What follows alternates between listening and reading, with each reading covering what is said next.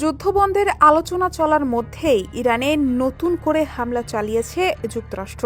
সোমবার ইরানের ক্ষেপণাস্ত্র স্থাপনা ও সমুদ্রে মাইন পাততে যাওয়া কয়েকটি নৌকায় এ হামলা চালানো হয়েছে বলে দাবি করেছে যুক্তরাষ্ট্র।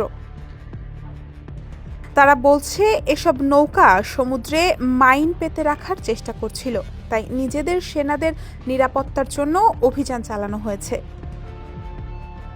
যুক্তরাষ্ট্রের সেন্ট্রাল কমান্ড এক বিবৃতিতে জানিয়েছে, চলমান যুদ্ধবিরতির নীতি বজায় রেখে এবং সর্বোচ্চ সংযম প্রদর্শন করে মার্কিন বাহিনী প্রতিরোধ জারি রেখেছে। মঙ্গলবার রয়টার্সের প্রতিবেদনে এসব তথ্য জানানো হয়। প্রতিবেদনে বলা হয়েছে, একই সময়ে কাতারের রাজধানী দোহায় যুক্তরাষ্ট্র ও ইরানের মধ্যে সম্ভাব্য সমঝোতা নিয়ে গুরুত্বপূর্ণ আলোচনা চলছিল। এই বৈঠকে অংশ নেন ইরানের শীর্ষ আলোচক ও পররাষ্ট্রমন্ত্রী।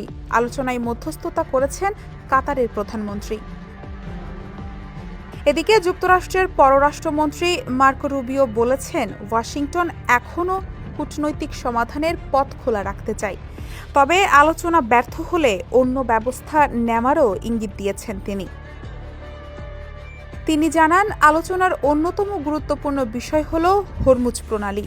বিশ্বের অন্যতম গুরুত্বপূর্ণ এই নৌপথ দিয়ে প্রতিদিন বিপুল পরিমাণ তেল পরিবহন হয়।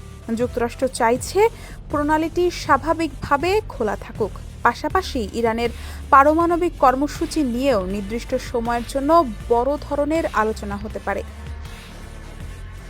অন্যদিকে ইরানও পাল্টা দাবি করছে, তারা একটি শত্রু স্টেলথ ড্রোন ভূপাতিত করেছে। দেশটির সংবাদ মাধ্যমের দাবি, নতুন ধরনের আকাশ প্রতিরক্ষা ব্যবস্থার সাহায্যে ড্রোনটি গুলি করে নামানো হয়েছে। তবে ড্রোনটি কোন দেশের ছিল সে বিষয়ে কিছু জানানো হয়নি। ডেস্ক রিপোর্ট, সমকাল।